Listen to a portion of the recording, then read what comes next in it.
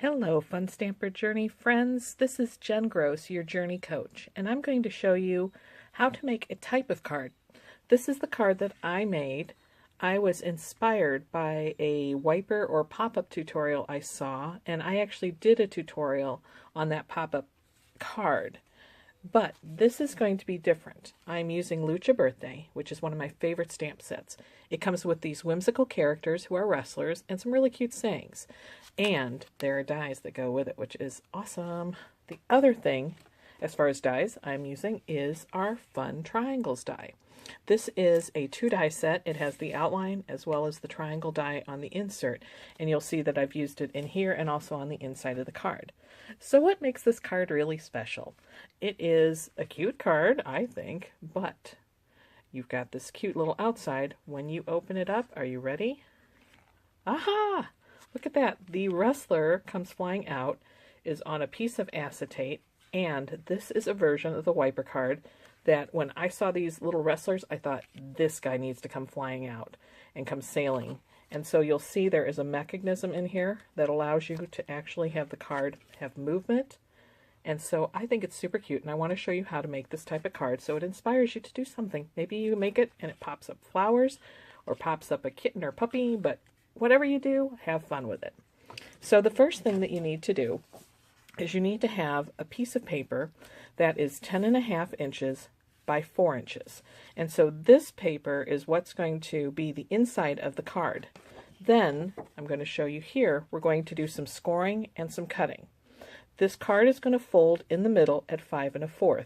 And so we're going to do a score line 5 1/4 all the way down from the top to only 1.5 inches. So you're going to leave 1.5 inches down here, and this is where we have that fold that's right down in this area.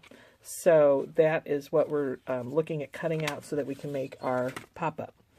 You are going to go ahead from the left side and come in 4 inches and 1/4, and you're going to score from the 1.5 inch line down.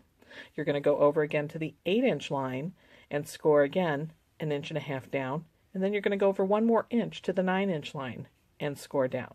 And when you do that, you are going to come up with this sort of fold from that. So again, you see that this is going to fold up and it's going to fold closed as so.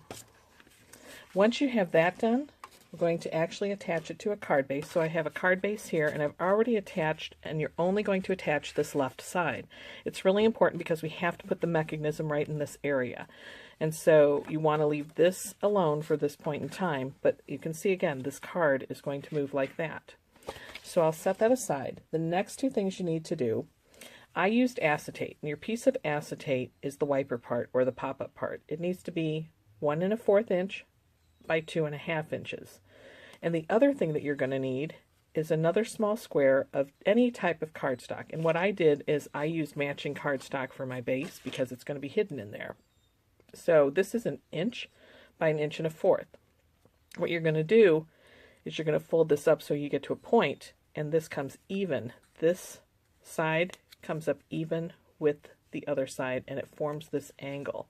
That angle is really key because what it provides when you go ahead and you set this down here, this is going to be the same size as that piece of acetate that you're going to cut, but when you fold it up, this is what's going to be the part you cut off, because that's where you're going to have your mechanism to move it. Acetate just is too much of it's a harder piece, and so even if you fold it a lot, it's not going to work.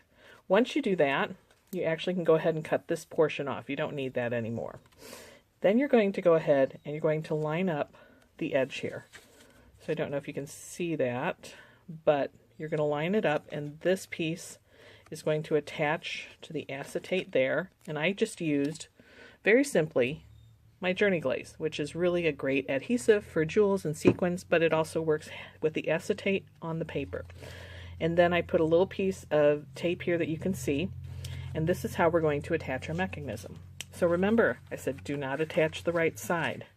This is the portion that needs to attach here, and so it's easier to do this than to have it together. So you see the acetate pieces here, this is on the blue, and you're going to just adhere it there. And so what's going to happen when you open the card is you're going to have your pop-up mechanism. See that again? Okay, so I'm going to take this in here. Again, you have this piece of acetate that's flimsy. It's attached to the paper hinge, and then you attach it down. So you want to attach it so that it folds like this, because this is going to be folded in. And then when you pop it open, it pops out.